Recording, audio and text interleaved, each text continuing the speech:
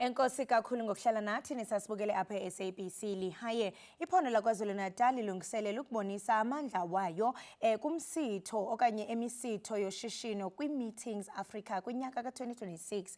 I-KZN Tourism and Film Authority iyaqaqambisa izibonelelo zephondo ze-MICE ukukhulisa ke ukhonketho ukuvuselela ukukhula koqoqosho kunye nokukhulisa umgangatho walo kwihlabathi jikelele kwicandelo. Inhloko ke ezonxibelelwano uPinki Radebe uthi ke ukuthatha kwabo inxaxheba kuza kuxela ekukhuthazeni amathuba nokutsala imisitho yoshishino yamazwe ngamazwe ephondweni.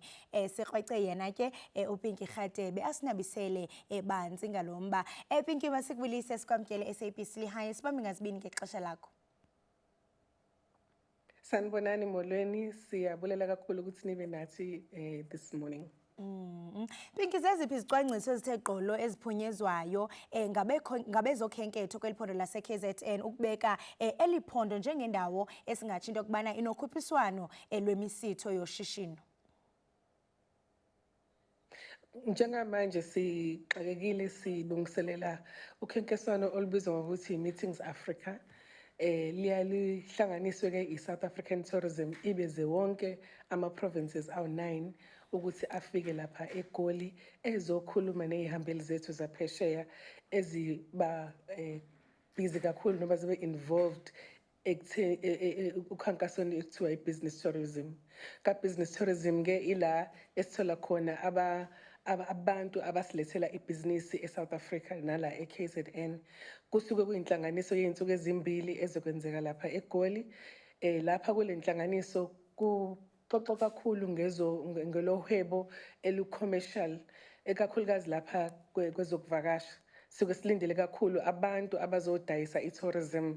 Nathi-ke njengabantu ababhizi kakhulu kwi-business tourism space, sibe khona ukuthi sikwazi ukuzoxoxa nalaba bantu ukuthi basilethele ibhizinisi noma sikwazi ukuhweba nabo njengoba beyabantu abahlala phesheya kwezilwandle. Ingaba mhlambe niliphondo niceba njani ukusebenzisa yona i-Meetings Africa 2026 into bangaba mhlambe nikwazi into yobana nidonse nezinye ii-conferences nemisitho xa sijonga imisitho yamazwe ngamazwe? Enkosi kakhulu, uma siya kwi-Meetings Africa sizilungiselele kakhulu ukuthi sifocuse ekutheni sizokwenza ibhizinisi.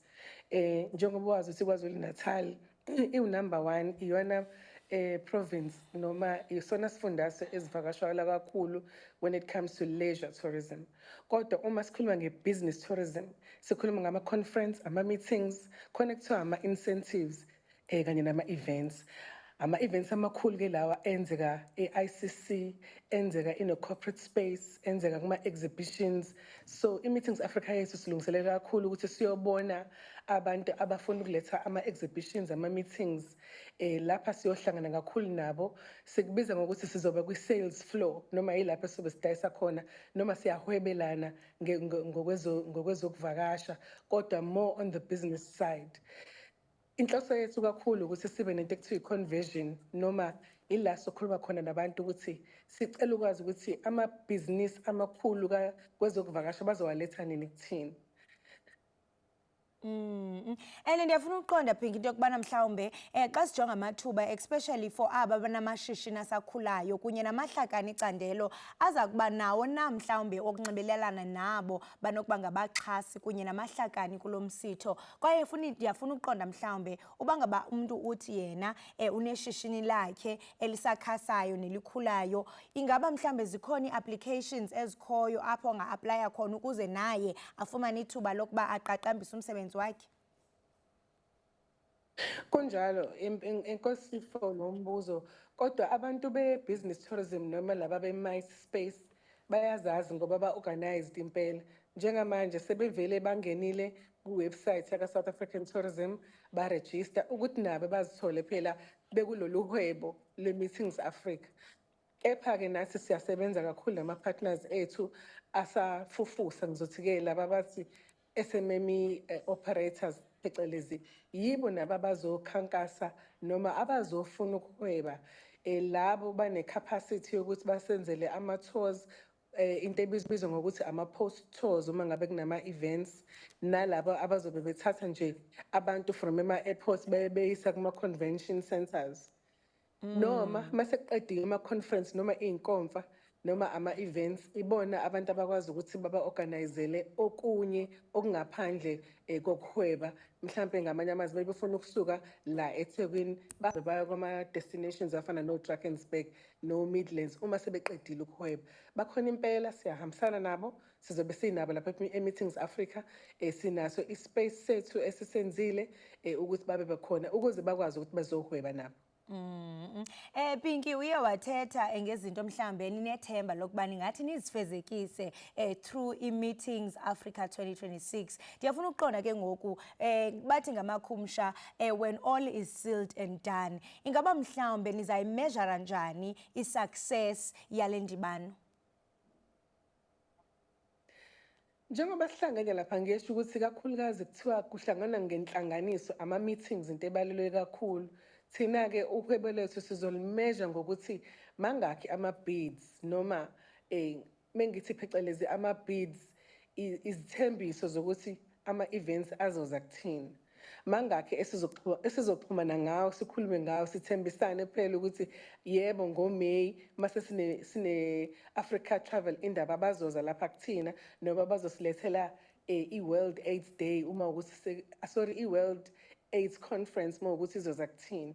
So lapha siyasithi-ke uma senza ama-bids siyasibheka into ekuthiwa i-event pipeline lona inqobo mgomo wokuthi mangakhi ama-events esiwacabangayo ukuthi sizoba nawo esiwafunayo actively kubona labantu ekuthiwa ama-buyers nokuthi sesiwenzile kumsebenzi wethu uma phela sebebuyela kuthina sebethi yes sesi-ready ukuthi sizoba nenkomfa ngoba sesifikile e-Meetings Africa safika kwi-indaba safika nje futhi nakwi-province uzobheka ukuthi ni-ready yini ukuthi ningasihosta ama-events ethu our business tourism.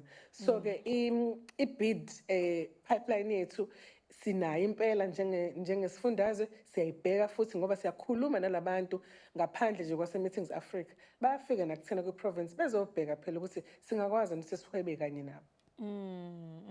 Xa siyiqole siyiqongqotha ndiyafuna uqonda into yobana mhlawumbe indima oyibona idlalwa yi-Meetings Africa iqhubeni ukukhula kokhenketho kunye nomsebenzi woqoqosho kweliphondo laKwaZulu-Natal.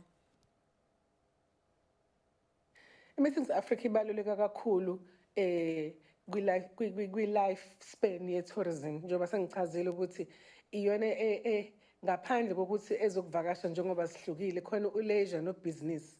Njengoba sizofocusa ku-Meetings Africa sizokhuluma ngokuhwebisana njengamabhizinisi ukuthi uma ngabe unebhizinisi le-tourism elikwaziyo ukuthatha umthamo we-MICE lapho la okwenziwa khona ama-meetings, ama-incentives, ama-exhibitions, iy'nkampani ezifana no-Durban ICC nezinye ezikhona la esifundazweni sobe sinazo laphayana eGoli zizohweba.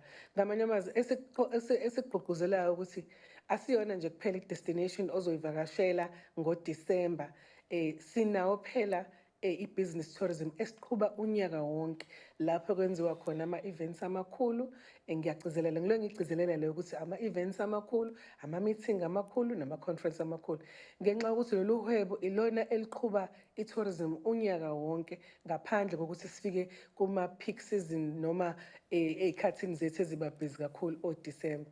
Phakathi nenyaka amahhotela abane-transport ama-airports ayagcwala kakhulu egcwaliswa ibona abantu abaze kuma-exhibitions abaze kuma-trade shows kanye nama-meetings enzeka nje emahhotela abizwa ngama-corporate meetings iwona-ke lawa asenza ukuthi sikwazi ukuthi sihwebe unyaka wonke.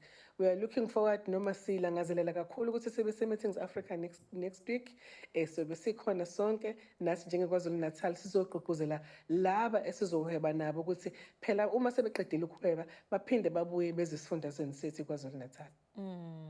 Pinky masibambe ngazibini ngexesha lakho siyathemba into yokubana konke kuzawuhamba ngempumelelo.